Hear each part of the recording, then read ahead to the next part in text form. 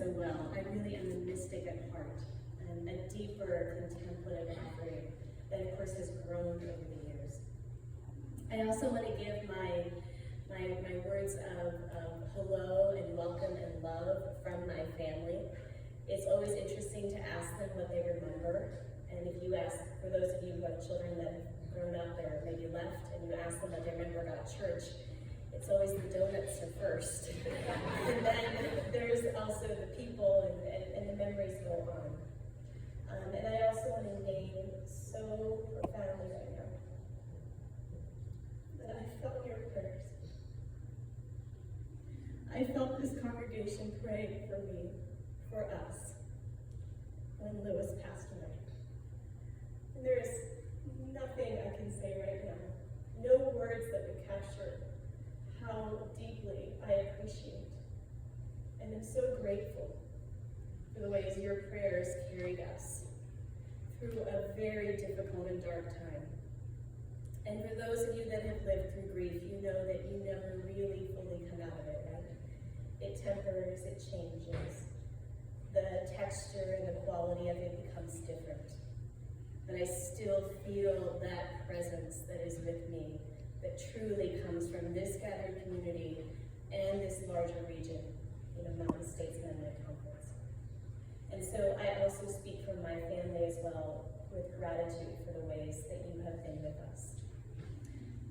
Lynn already mentioned, Ruben is now 13 and he towers over me, which wasn't that hard to begin with, but he towers over me.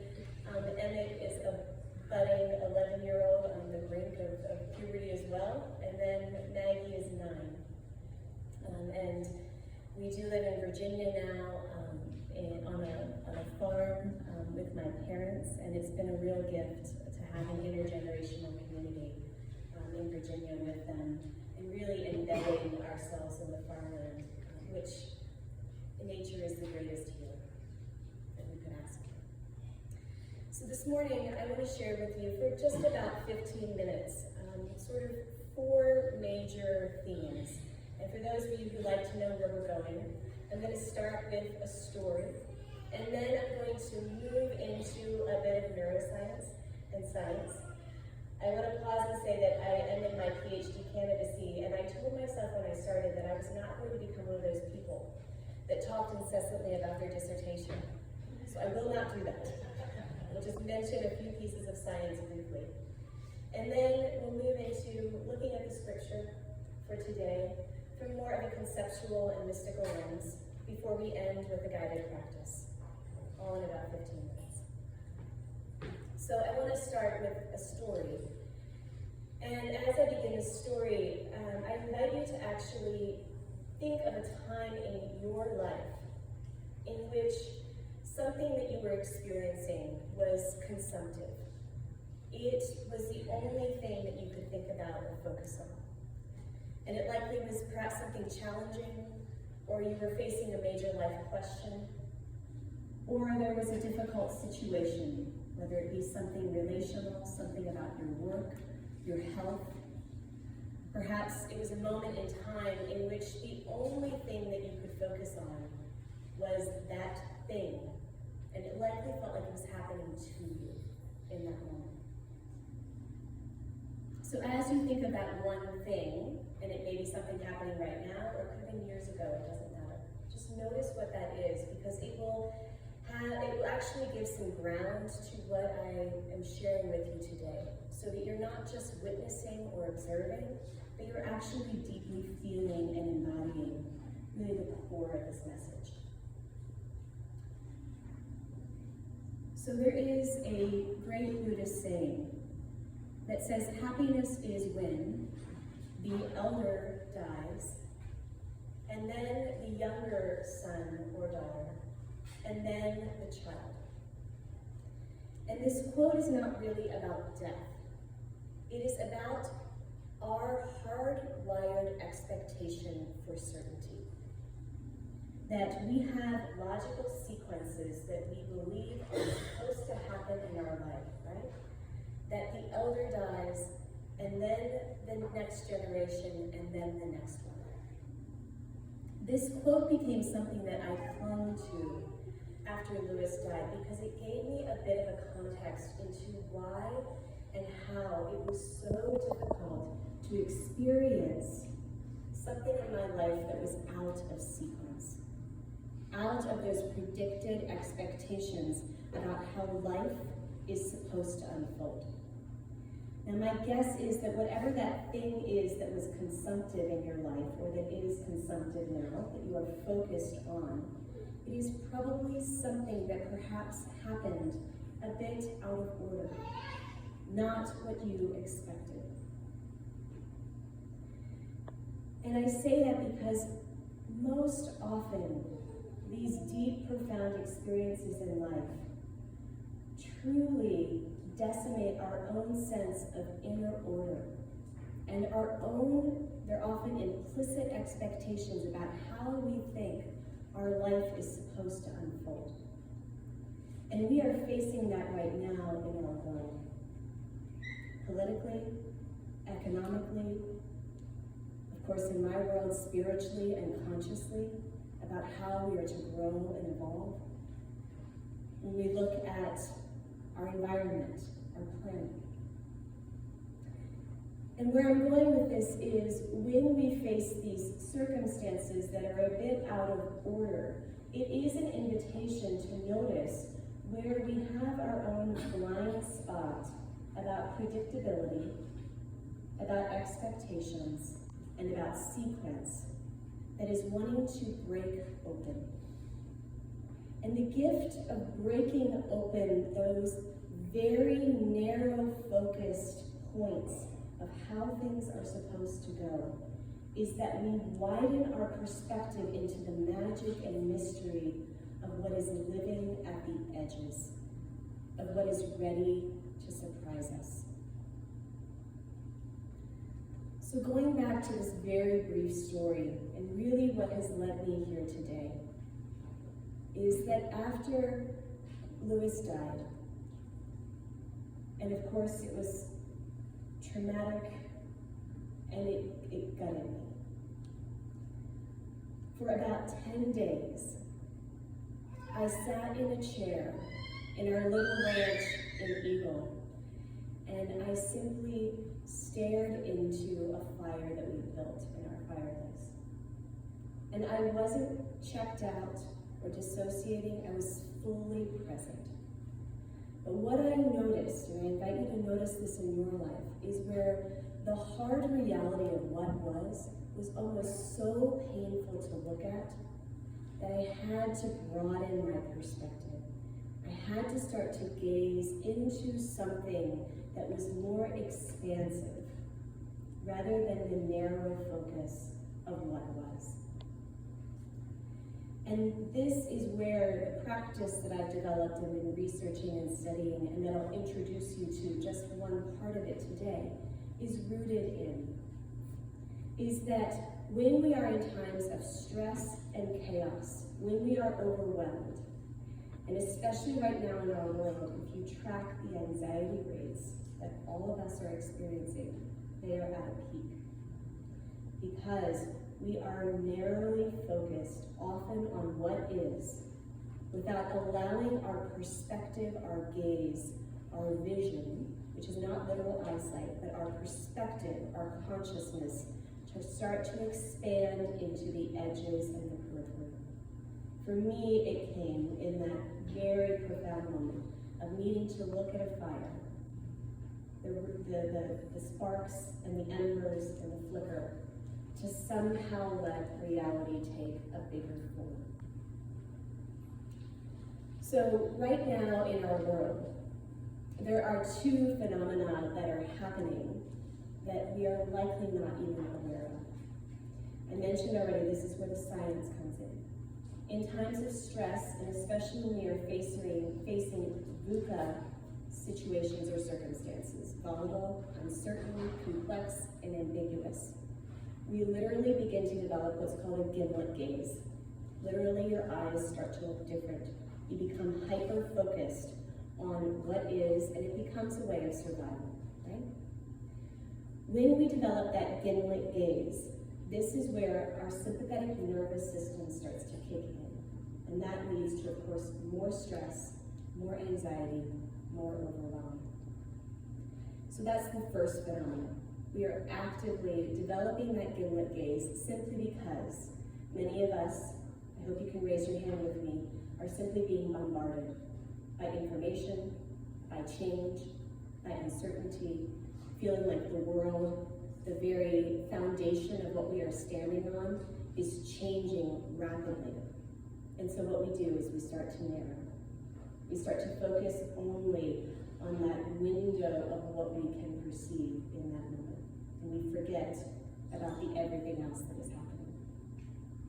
Secondly, right now, and all of us are doing it, we are walking around with our head down and our eyes focused about 6 to 12 inches at a screen for most of the day.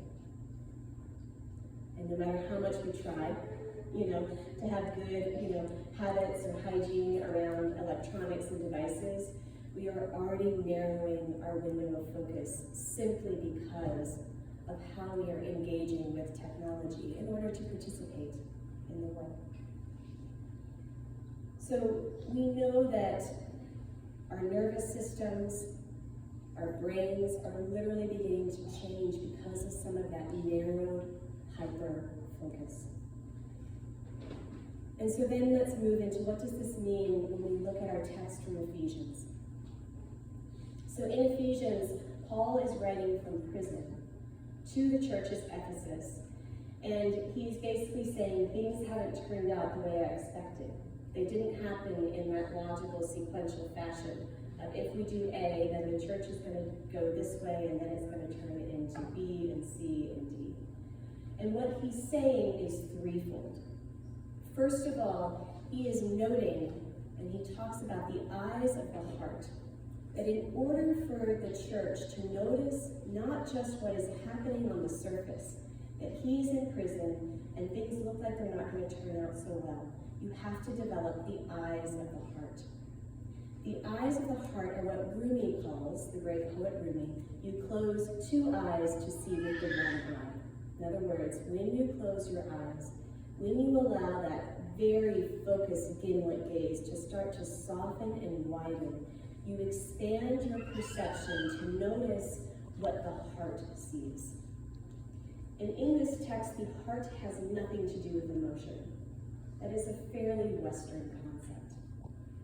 What he is speaking about is the electromagnetic field of the heart that is powerful, the spiritual center of the heart that is intuitive, embodied, knowing, and perceptive. And he is saying, essentially, close both eyes to what you think is happening to see with the one eye led by the heart. He also is encouraging the people that he is writing to lean into awakening and enlightenment. And he does not use those words, those are more modern words. But that sort of awakened heart is wise in knowing that what we think is happening, what we perceive in that very narrow, fixed gaze is not the whole picture. There is something wider and broader that is always occurring at the edges. And that is where our attention goes. And this is the third point that he's making. He talks about vision, which is not about eyesight at all. It is about the inner vision to actually perceive not what is happening in terms of what is seen and known on the surface, but more of the subtle undercurrents that are beyond often our human perception and beyond our five senses. So what you hear me saying about this beautiful letter from Paul, if I read it on the surface, it sounds very churchy. But if you read it deeper and you listen more intuitively, he is saying, yes, I am in prison, and that is not the whole story. Take a moment to close your eyes to what you think is happening and perceive more broadly the vision of the heart that is beneath the surface. And then pay attention from an awakened, illumined perspective perspective to what is breaking forward that you may not see. So how does this relate to today? I mentioned already that we are living through a very great transition, and I truly hope that you feel it, not for what is dismantling, but for what is breaking alive. I want to say that again. There is so much that is falling apart, and in the cracks of what is falling apart, there is something else that is being born. And you are called to step into those cracks, to become that new paradigm, to lead through this great transition.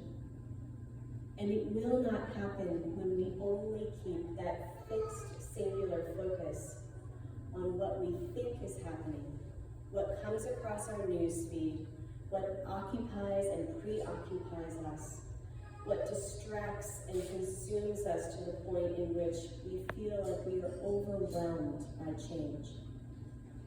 We develop the capacity for conscious, pure, and true leadership when we learn to see beyond the center of what we think is happening into those peripheral edges of the possibility of what is coming forward. So let's practice it. And this is one part of me that has carried on from my days at First Memory. I love to think and ponder and kind of consider what new might be happening, but it's different when we actually experience it because it moves from our heads into our bodies, and then it actually does some good, and it actually changes how we live. So in a moment, I'm going to invite you into a very brief practice that's built upon the gaze method that I developed after Lewis died. And I didn't really develop it, it just happened, which is how all great innovations occur, right? What I'm going to invite you to do is to do a little bit of breath work. Simply, you're going to breathe on your own for about 30 seconds. I do encourage you to focus on the exhale of your breath so that it actually helps with regulation, activating that parasympathetic nervous system, softening, stilling, opening. And then you can keep your eyes opened or you can close them. And I'm going to invite you to look forward, far, and wide. And I'll use some visual cues, as though you're looking out over some very broad expanses. And I mentioned already, after Lewis died and I was gazing into the fire, this is where I started to notice that it was helping me. And we know from neuroscience that it actually does help us in terms of diversifying our perception, increasing psychological flexibility, activating the parasympathetic nervous system, and developing greater agility in change. So when you focus your gaze, which is really just your perception, forward, far, and wide, you literally begin to take in more information. As you do that practice, I will invite 3 questions for you to notice your own responses, what's naturally rising from you. And then we'll shift into sharing communion together. All right, so take a moment. You can keep your eyes open or closed. It's whatever is most comfortable for you.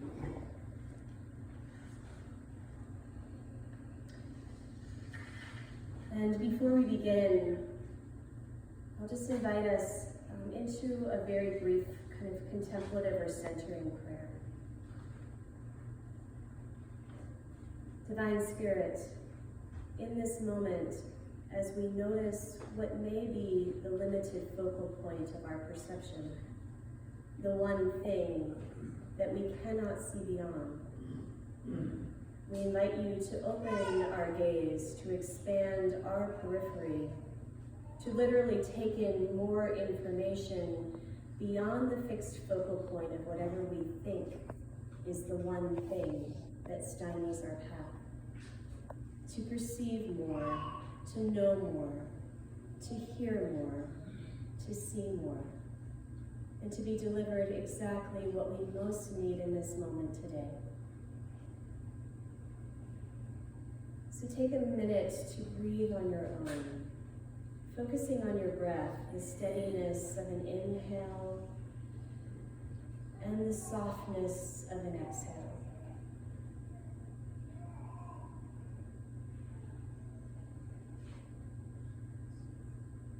And as you breathe, remember that the Hebrew word for breath, ruach, is the breath of life, the breath of the divine.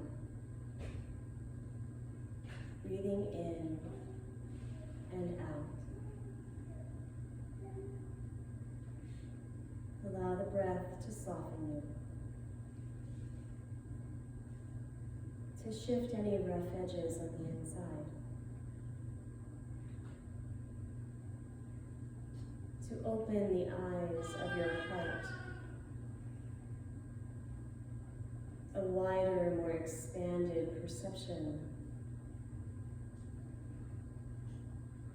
And keep breathing for just a bit longer, on your own, at your own pace, allowing the breath to move through you.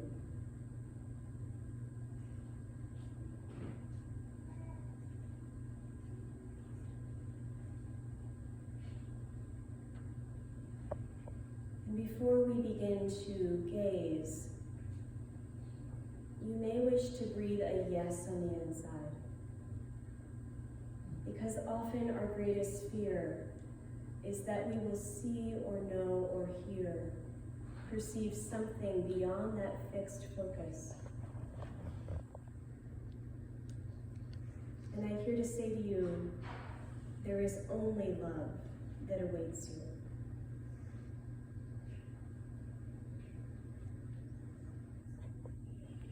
And now with your eyes open or closed, begin to shift your gaze, your focus of attention, forward, far, and wide.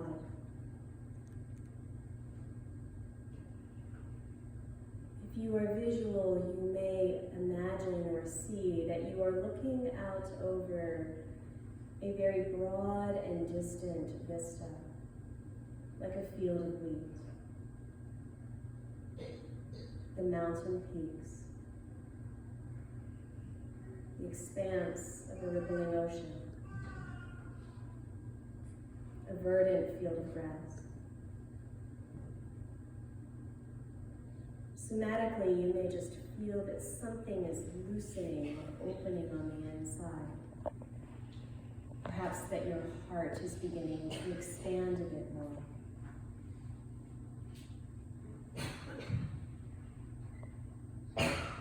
You may hear, almost as though the space is opening a bit more, whether it be a tone or a sound.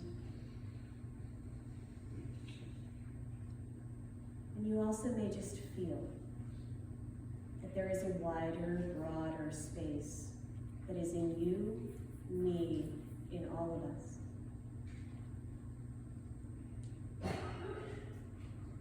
And as you gaze forward, far, and wide, notice your inner response to these questions. What have you been missing because your focus has been so narrow? What else is out there?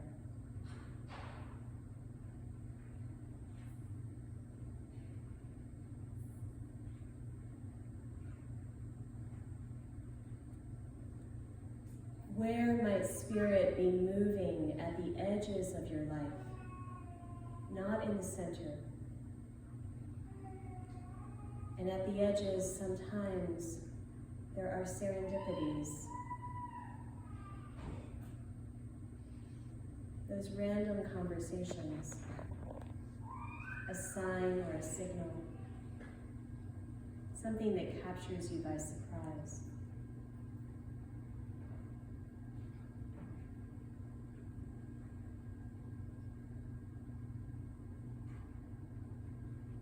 And finally, what would be different in your life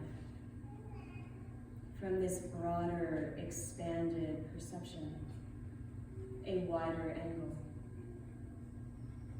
a more inclusive view, taking in the edges and not just the center?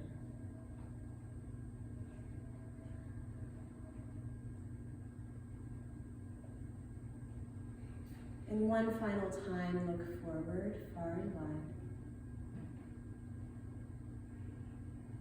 And then take a very deep breath in.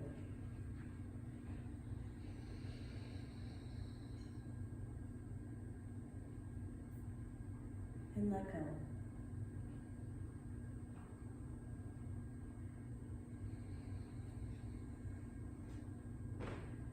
And as we close, you're welcome to open your eyes if they're closed, or simply stay in this space. But I'm here to say to you from my heart, what the world needs now is not more of us to narrow and focus in, but to adopt that wider gaze, which is always about releasing control, inviting co-creation, leaning into the unknown with soulfulness, and saying yes to being part of not just what is breaking apart, but what is starting to come together. And I want to close with a very brief quote from Thomas Merton, who captures this concept beautifully. He invites to ask what is happening at the edges of our life, outside of our focus. And he says that we are living in a world that is absolutely transparent, because God is always shining through at the edges, the periphery, all the time. It's just about where we look. So we're going to shift into sharing communion together.